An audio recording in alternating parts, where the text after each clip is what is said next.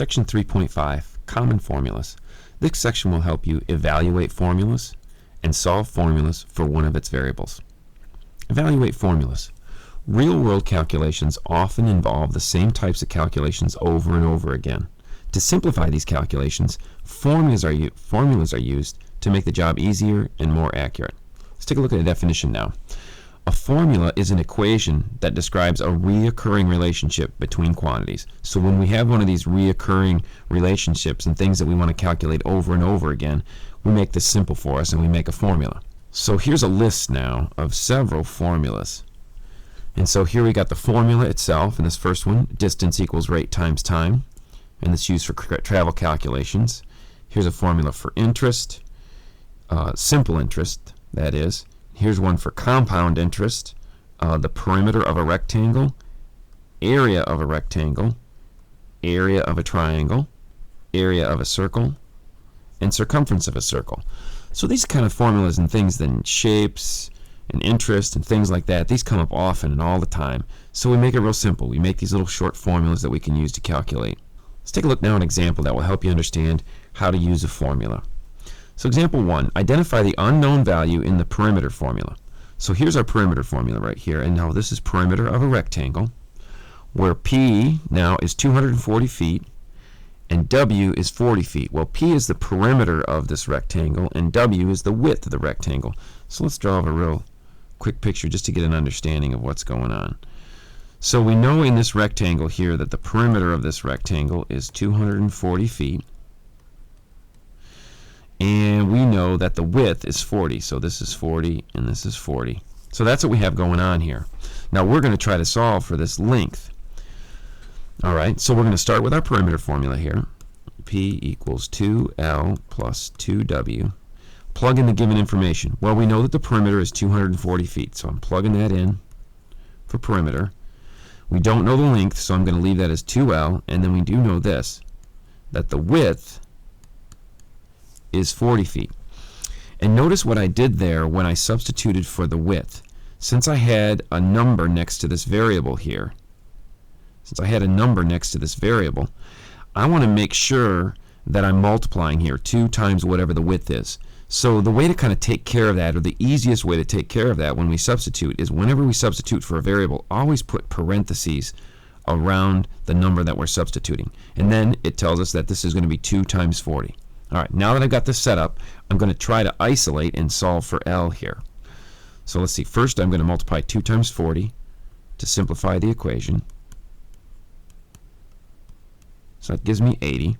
Trying to isolate L here, so I'm going to undo this addition. So minus 80, minus 80. All right, do the subtraction. I get 160.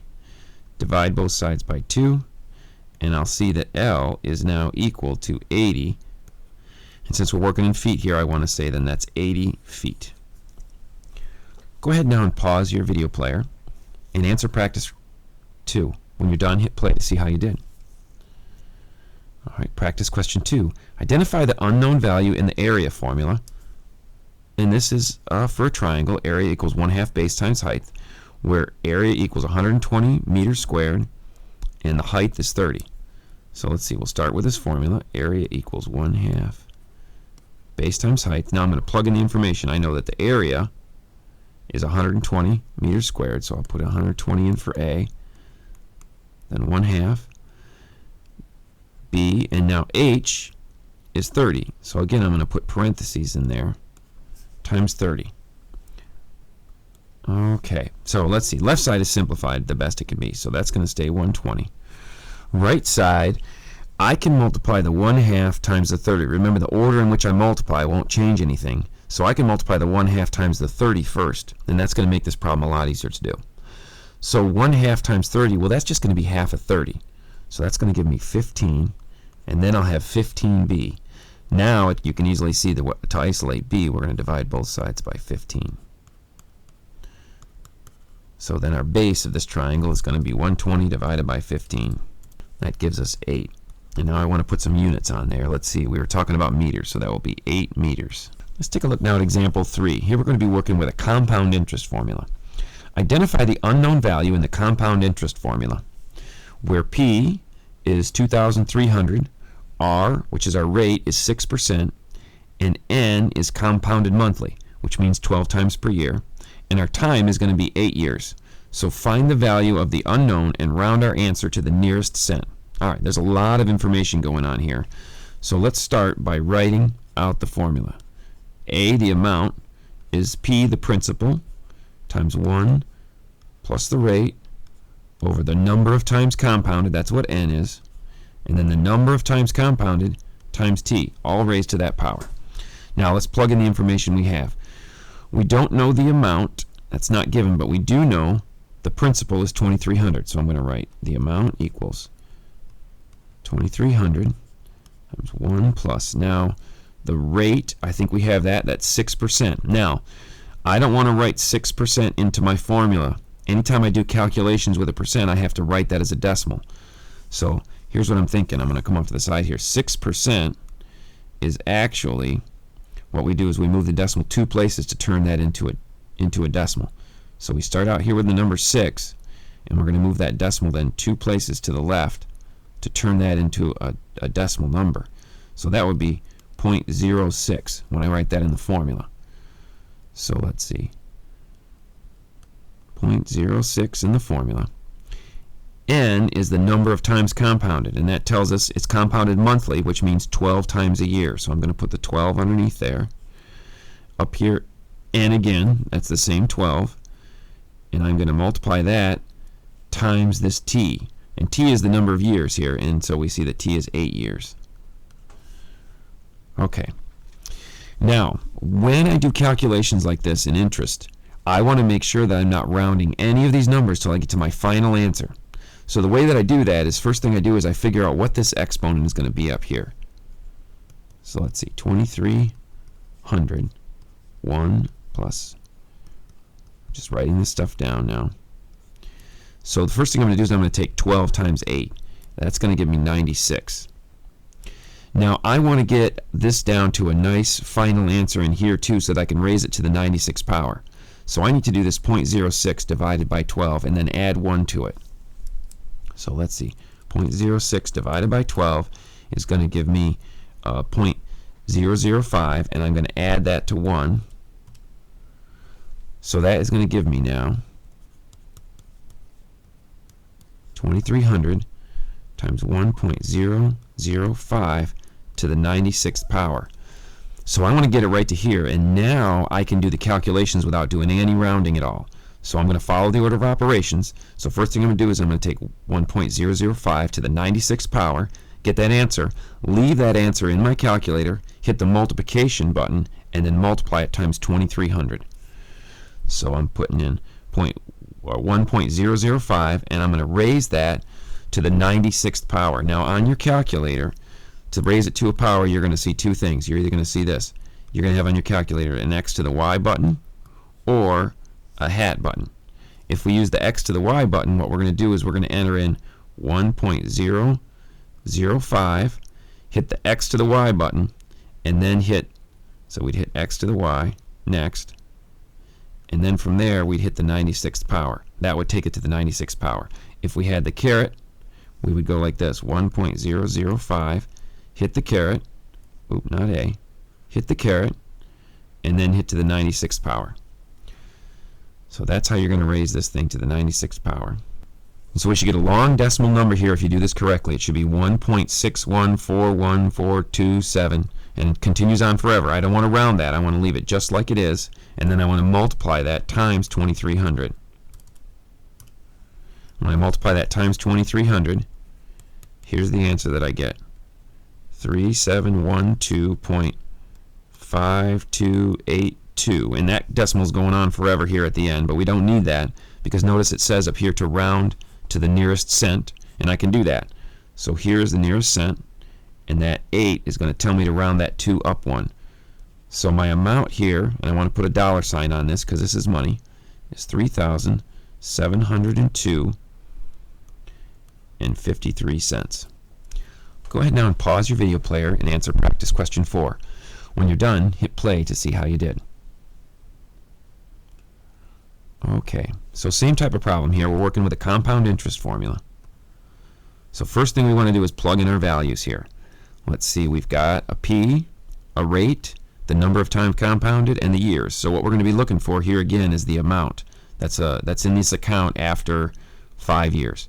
So we're going to set this up. A equals, my principal is $1,400, and I'm going to multiply that 1 plus my rate. Well, my rate is 4%, but remember 4% as a decimal is going to be 0.04. The number of times compounded is semi-annually, which means twice a year. So n is going to be 2. So I'm going to put a 2 under there for n. And then I'm going to raise that to the nt power. Well, n is 2 times the number of years up here is 5.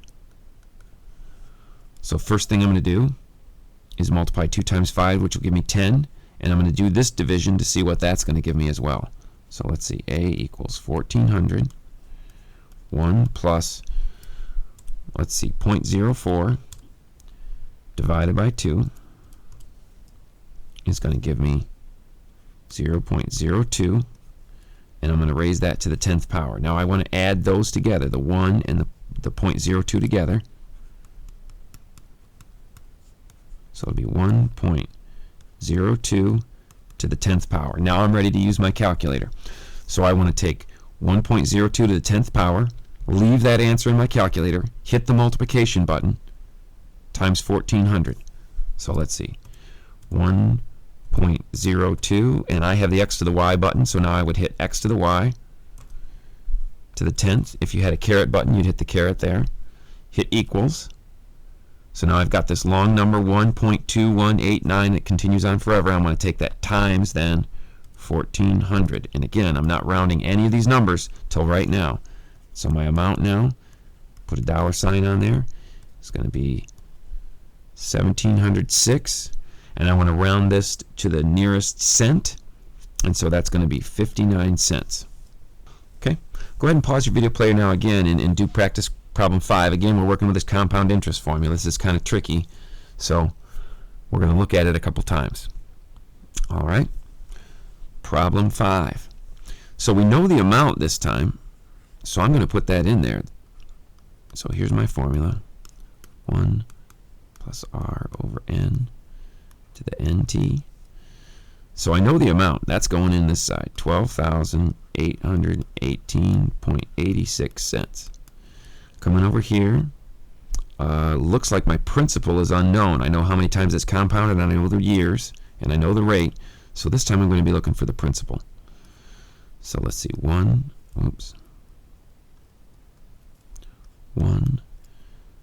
plus the rate, 3%, which is going to be 0.03. It gets compounded 12 times a year, so that's going to be n down there in the bottom. And then we're going to have 12 times 10 years. Okay, so I want to simplify all of this and get an answer. So let's see, 12,818.86. Okay, so I'll take 0.03 divided by 12, and that gives me 2.5. Why does this thing keep giving me? Okay, so first thing I want to do is I'm going to take this 0.03 divided by 12 and then add 1 to it. So when I punch that into my calculator, I get 1.0025. And then I want to calculate 12 times 10, which is going to give me 120. So now what I want to do in my calculator is I want to take this 1.0025 to the 120th power.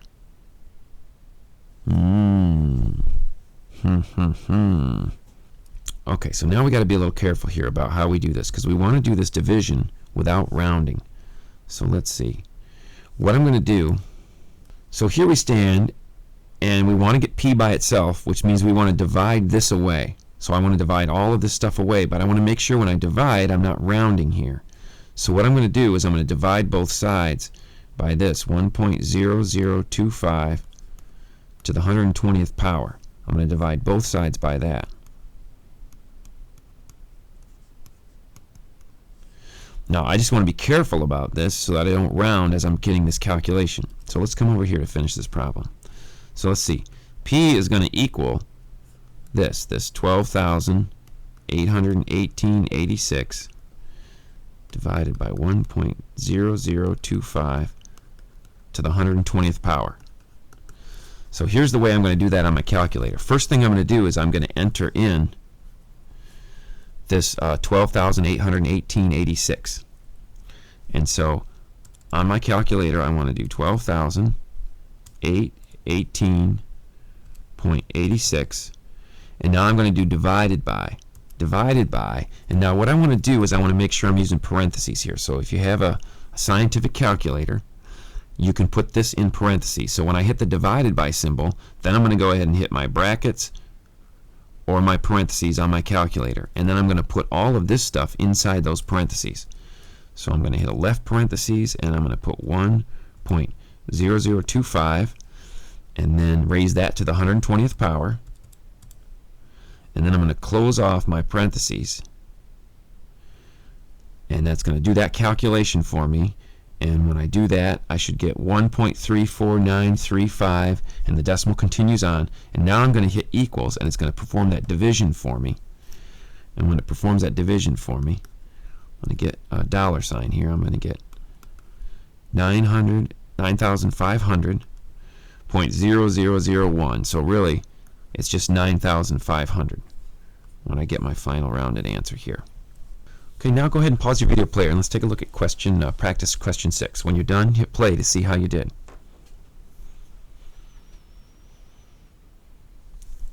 Question 6. You're performing some laboratory tests on blood samples and you need to find the amount of oxygen in the hemoglobin of the red blood cells. A blood test tells you that a 100 milliliter sample contains 12 grams of hemoglobin. And the hemoglobin is 90% oxygen. Use the formula shown below to determine how much oxygen is in the hemoglobin of this sample. And we want to round our answer to 2 decimal places. Okay, so here's our formula. H, which is the milliliters of oxygen in the hemoglobin from 100 milliliters of a whole blood. G is the number of grams of hemoglobin in 100 milliliters of blood, and S is the decimal value of percent oxygen in the hemoglobin. So it's percent, it's basically S is the percent of oxygen, but we want to make sure we enter that, of course, when we're entering a percent to do calculations, we want to enter that as a decimal value. So let's see, I'm going to start by writing my formula. H equals 1.36 GS, and I'm going to enter the information that I have. So it says we have 12 grams of hemoglobin. Let's see where that's going to go. G is the grams of hemoglobin. So notice 12 grams, that's going in here for G. So let's see, 1.36 times 12 for G. Let's see, it's 90% oxygen. And so here is the S is our percent of oxygen, but we want to enter that as a decimal value. So S is our percent of oxygen, because it tells us there. We want to enter then 90% as a decimal. So as a decimal, that will look like this, 0.9. And then H is the milliliters of oxygen in the hemoglobin. And I think that's what we're trying to find here. Let's see. Use the formula shown below to determine how much oxygen is in this hemoglobin sample. So H is what we're trying to find here. So now that I got my formula set up, I'm just going to go ahead and multiply 1.36 times 12 times 0.9. And so that's going to give me 14.6, and we run around to 2 decimal places. So this is what I got, 688, but I want to round that to 2 decimal places, so that would be 14.69. And let's say we want to make sure we enter with the correct units. And so H is the milliliters of oxygen. So it's 14.69 milliliters of oxygen. Now go ahead and pause your video player and let's try practice question 7. When you're done, hit play to see how you did. Practice question 7. As a child grows, practice question 7. As children grow, dosages for medications gradually approach that of an adult. Clark's rule is often used to determine the correct dosage for children. So here's Clark's rule. A children's dose equals the adult dose times this kind of factor here, where we take the weight of the child in pounds and divide it by 150. So we take the adult dose and kind of multiply it by this factor, or conversion factor here for children. So what dosage should be administered to a child weighing 28 pounds if the adult dose of a certain drug is 80 milligrams? And we want to round our answer to the nearest whole milligram. Okay? So let's see. The child's dose is going to equal the adult dose, which was 80 milligrams. So we're going to take 80 milligrams and we're going to multiply it. Now we want to put this in parentheses as we multiply it because we want to do this calculation first. We're going to take 28 pounds, which is the weight of the child, and divide it by 150. So we want to get this answer first and take this answer then times 80. And we don't want to round this answer just like before. We want to do this division, leave it in our calculator, and then hit times 80. So I'm going to take 28 divided by 150, hit the equals button. I get this 0.186 repeating, and then I want to go times 80. And so the child's dose is going to be 14.93 repeating. So I've got that 3 going on and on and on forever. So I want to round this now to the nearest whole milligram. So I want to round it right here to the nearest whole milligram, the nearest whole number. So this child's dose is going to be 15, and that's milligrams. Okay, go ahead and pause your video player now and answer practice question 8. When you're done, hit play to see how you did. Alright, practice question 8. The vertical reach of a water stream jetting from a 1-inch diameter nozzle is given by the formula R equals 195 minus P times P over 100, where R is the vertical reach of the water stream in feet and P is the nozzle pressure. Okay, so those are our two variables. Find the vertical reach of a water stream when the nozzle pressure is 90 psi. So let's see. It looks like we're trying to find R here.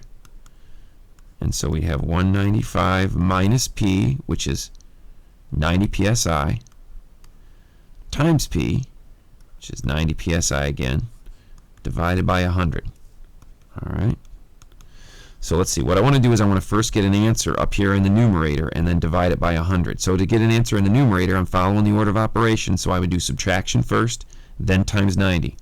So I'm going to take 195 minus 90, hit equals, which gives me 105, and then I'm going to hit times 90, which gives me this, 9,450 over 100. And now I'm going to divide 9,450 divided by 100, which will just simply move the decimal 2 places to the right. So that'll give me 94.5 or 0.50. Either way, it's the same thing. And let's see, we want to report this now. R is the vertical reach in feet. So that's how far this thing will spray in feet. So 94.5 feet. Solve a formula for one of its variables. It is often convenient to solve a formula for one of its variables first. For example, the equation distance equals rate times time is currently organized to calculate the distance given a rate or speed and the time of travel. However, there's a more convenient organization of this equation if we're planning a road trip. We know that on this road trip we're traveling 315 miles and we're driving 70 miles an hour, and we're wondering how long the trip will take us. So solving this distance equation for t will allow us to quickly calculate the travel time of this trip. Solving a formula for one of its variables is very much like solving a formula when we're trying to solve it with regular numbers in there. So what we're trying to do is we're trying to isolate the variable. So here was our original formula here. Distance equals rate times time. I'm trying to isolate the variable t because that's what we're wondering, is how much time this trip is going to take us.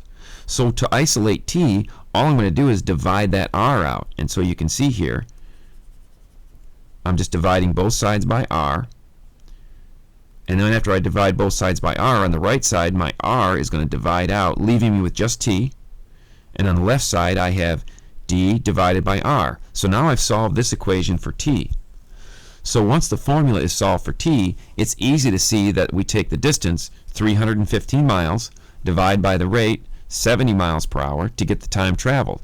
And so we said on this trip here, we were going to travel 315 miles, and we were going to be driving 70 miles per hour. So all we have to do to figure out how much time that's going to take is take 315 divided by 70, and it gives us 4.5 hours for this trip.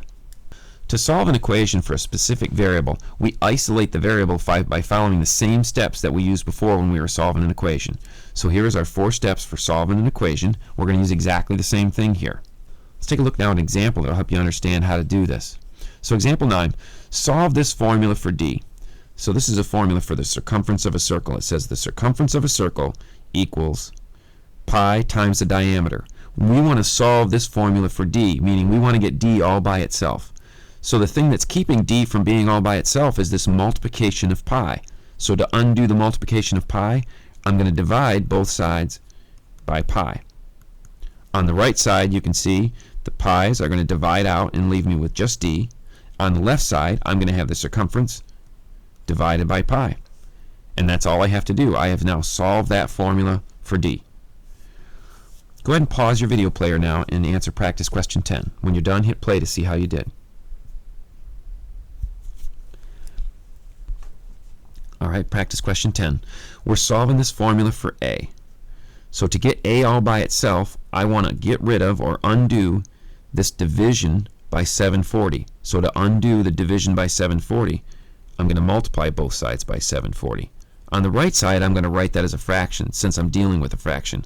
On the left side, I'm just going to write that as a whole number, 740, since I'm not working with a fraction there. Alright, let's see how this ends up now. So on the right side, you can see this common factor of 740 dividing out nicely for us and leaving us with a. And on the left side, I'm just going to take 740 times m, which is just 740m. That's the cleanest way to write that. So there I've solved the formula for a. Alright, example 11. Now we're going to solve a formula that has a fraction in it, which kind of complicates things a little bit, but not too much. So let's take a look at this example here. Example 11, we're solving for b, the base of this triangle, which is right here, meaning I want to get b isolated and all by itself. Well, before I start working with this h, or trying to get anything else by itself, I want to first get rid of this fraction 1/2. And the way we get rid of the fraction 1/2 is multiplying by its reciprocal. So here's 1/2, its reciprocal. All we got to do is flip the top and the bottom to get its reciprocal, which is just 2/1 or 2. So I'm going to take this equation here. I'm going to multiply both sides by 2. On the left side, I'm going to multiply by 2/1. Sorry, on the right side, I'm multiplying by 2/1. On the left side, I'm just going to multiply by the whole number 2. Because remember, 2/1 is just the same thing as 2. So let's take a look now. Start on the right side.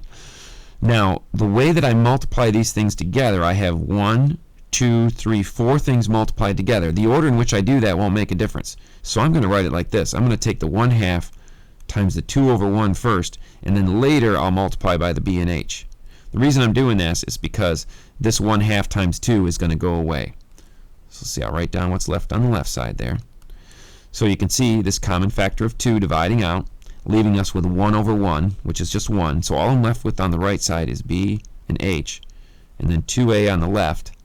I'm isolating for b, so the last thing I have to do is just get rid of this h. Notice I'm multiplying by this h, so to undo that I would divide by h.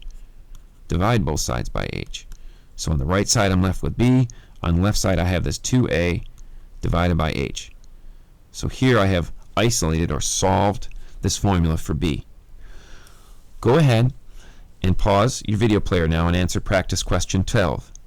Make sure you note this though, that when we're solving an equation, we always undo addition or subtraction before we undo any multiplication or division.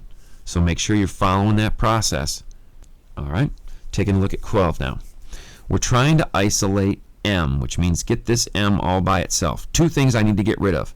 Notice I have the multiplication of x here, and I also have the addition of b. As I mentioned right before you did this, we always undo addition or subtraction first. So I am going to subtract b from both sides first.